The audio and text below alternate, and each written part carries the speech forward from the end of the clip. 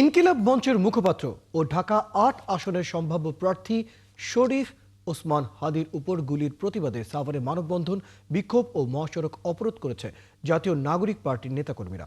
শুক্রবার সন্ধ্যায় সাভারের পাকিজা মোড়ে এলাকায় ইয়ামিন চত্বরে এই কর্মসূচি পালন করেন তারা।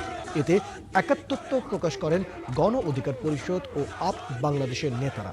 এতে বক্তারা বলেন, নির্বাচনী তফসিল ঘোষণার পর দিনই এই হামলা অন্তর্বর্তী সরকারের ব্যর্থতা। দ্রুত এই হামলায় জড়িত সবার বিচার চান তারা। এদিকে শরীফ ওসমান হাদিকে গুলি করে হত্যার চেষ্টার প্রতিবাদ ও অপরাধীদের গ্রেফতারের দাবিতে মহাসড়ক অবরোধ করে বিক্ষোভ করে এনসিপির নেতাকর্মীরা। শুক্রবার রাতে নবীনগর চন্দ্রা মহাসড়কের বাইপাইল বাস স্ট্যান্ড এলাকায় আধা ঘন্টা অবরোধ করে বিক্ষোভ করেন তারা। বিক্ষোভ থেকে তারা কঠোর কর্মসূচির ইঙ্গিত দেন।